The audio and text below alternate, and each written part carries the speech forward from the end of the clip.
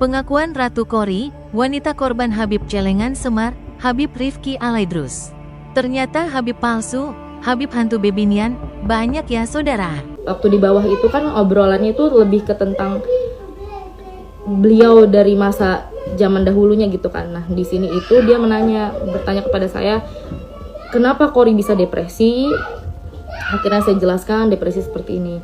Dan tiba-tiba beliau ngajak saya untuk usaha bareng karena beliau tahu saya sebelumnya memiliki usaha dan itu jalan cukup mulus. Nah jadi saya itu ngasih tahu kan bahwa modalnya sekian bib gitu kan, penghasilannya sekian. Nah beliau itu benar-benar yang antusias, benar-benar antusias. Saya sebagai orang wanita ya, ini kita jangan membicarakan Habib dulu. Seorang wanita, ada orang baru kenal, tapi orang itunya yang antusias kan kita masih bingung ya, apa ini orang benar gitu kan, apa iya ini orang benar gitu loh. Tapi kan saya juga nggak berpikiran, oh ini nih Habib pasti benar, nggak mungkin terpeleset omongan dia itu, nggak mungkin ada pembohongan dusta keluar dari mulut itu, nggak mungkin gitu. Jadi saya mendengarkan dia.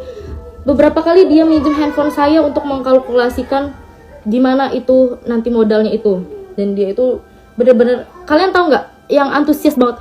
Kori, kamu harus buktikan kalau kamu bisa, dia bilang kayak gitu. Jangan stres lagi, kita usaha.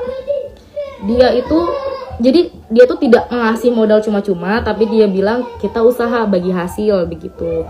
Jadi kan saya juga ya sudah bib, oke baik gitu kan. Saya juga nggak mungkin saya nggak ada berpikiran macam-macam gitu. Demi Allah nggak ada pikiran macam-macam. Kalau saya mau berpikiran macam-macam, saya di situ udah foto-foto beliau gitu kan. Saya video-video yang saya story-storyin, saya nggak ada. Saya di situ bener-bener dari Serang Banten ke Jakarta itu pure mau sharing tentang agama, tentang apapun itu yang saya mau pertanyakan, karena saya itu bener-bener manusia yang depresinya parah, depresi akut. Saya sampai minum obat penenang yang dosisnya besar. Jadi sekali lagi saya tidak ada niat apapun kepada Habib. Saya juga berpikir bahwa dia adalah seseorang yang baik.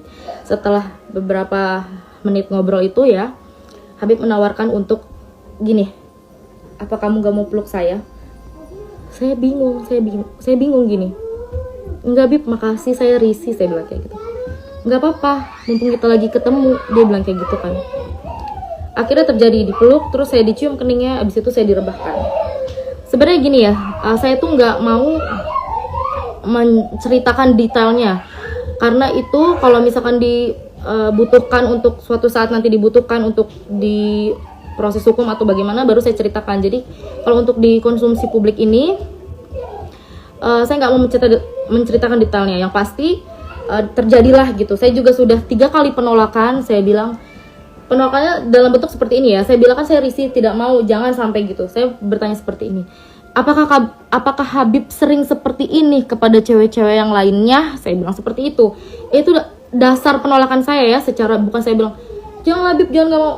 Memang mungkin salah saya di situ. Saya nggak langsung memberontak atau bagaimana. Tapi saya ini masih menjaga dia tuh seorang Habib. Saya tuh pengen menolak juga secara halus gitu ya, gitu. Paham nggak? Saya menanya sampai 3 kali. Apa Habib sering melakukan seperti ini? Aku bilang seperti itu kan. Dia bilang sumpah demi Allah, lillahi ta'ala, saya tidak pernah melakukan ini. Akhirnya sudah terjadilah seperti itu. Tidak berlangsung lama, sudah ya.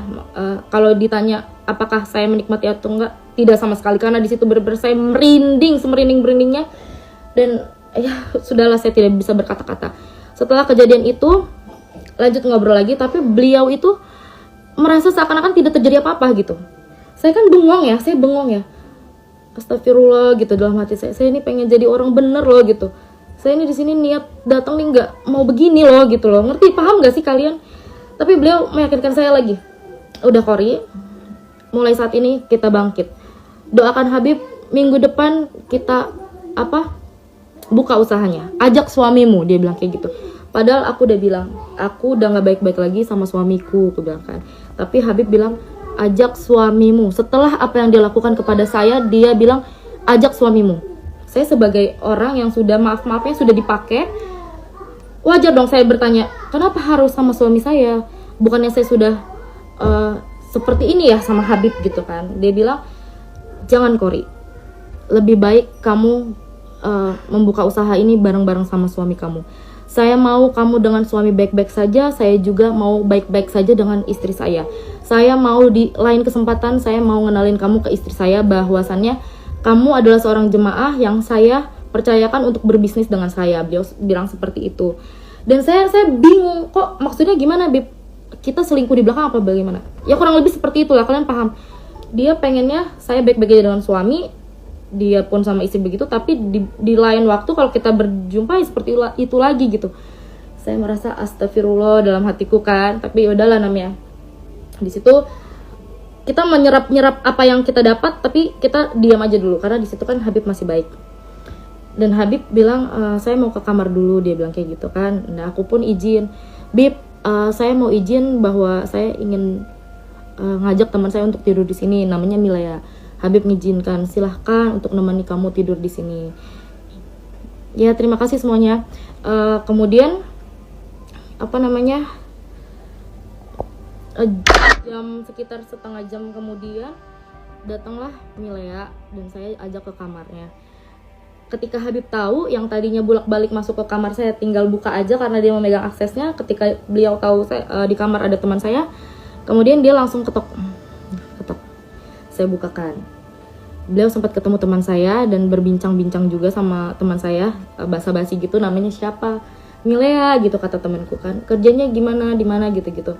Iya, Milea nanti ikut aja sama Kori. Nanti Habib mau modalin Kori, Milea bisa ikut sama Kori, bisa usaha. Karena di situ maafnya Milea ya, Milea juga posisinya memang janda gitu kan. Jadi Habib pun kayaknya mensupport untuk itu gitu kan. Nah setelah itu beliau berpamitan untuk pulang balik lagi ke kamarnya. Malam itu beliau pulang ke Kuningan dan saya juga mempersilahkan. Jadi malam itu sudah selesai gitu, malam itu sudah selesai. Nah setelah itu besoknya demi Allah Rasulullah saya merasa bersalah. Saya langsung chat suami saya bilang, ya kita berpisah aja. Kenapa saya bilang berpisah aja? Karena saya udah dilecehkan. Saya tuh udah, walaupun saya nauzubillah midaliknya ya, walaupun saya yang mau, berarti saya sudah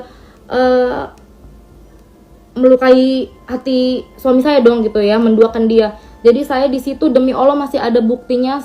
Di esokan harinya saya minta ditalak di hari itu juga ditalak oleh suami saya. Tapi suami saya belum tahu bahwasannya saya diperlakukan seperti itu gitu kan. Esokan harinya Habib masih ngechat saya gitu. Dia pun selalu ngomongnya gini loh.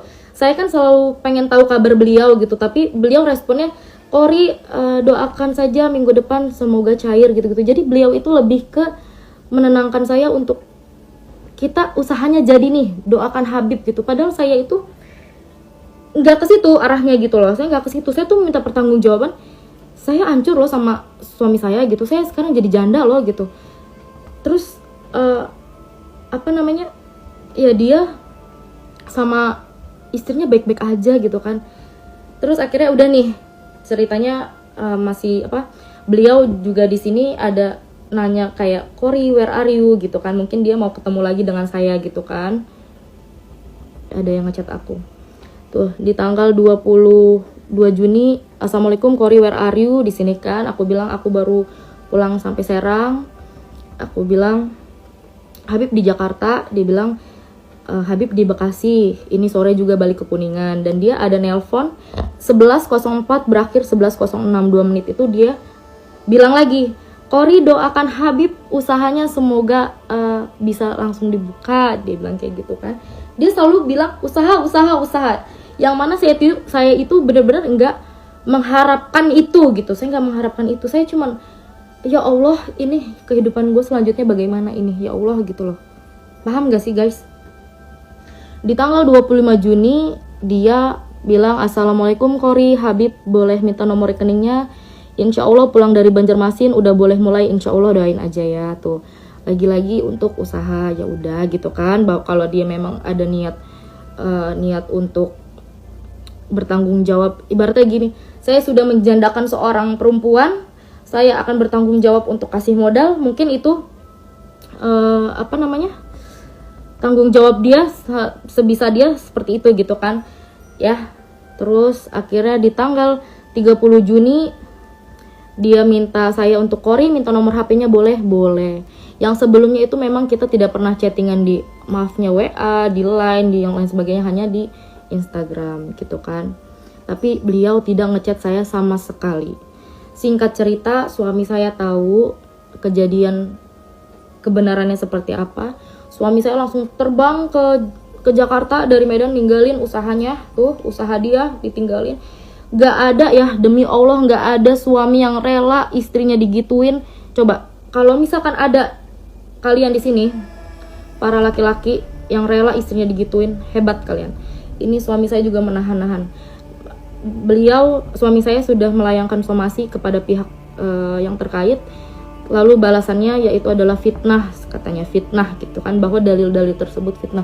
Sekarang saya bilang ke kalian lagi, demi Allah Rasulullah, mau kita sumpah apapun, dimanapun, dengan siapapun, saya berani bersumpah, asalkan sama beliau.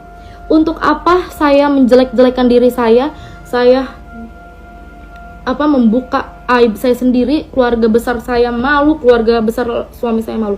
Saya di sini cuma pengen keadilan dan pengen gini loh, gak mau ada korban selanjutnya gitu. Karena sebelumnya Habib juga bilang bahwa dia pernah check in sama janda, dia kasih uang susu untuk anaknya gitu, tapi janda itu malah ngerekam video dan nge-share ke teman-temannya, gua nih diajak check in sama Habib.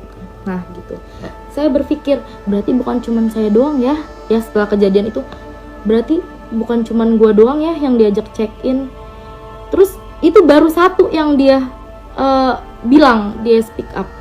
Yang lain-lainnya kita nggak tahu. Dan dia pun bilang, dulu itu saya itu terkenalnya sebagai Rifki Bule di Jakarta ini. Siapa yang nggak kenal? Setiap tempat clubbing saya masukin itu.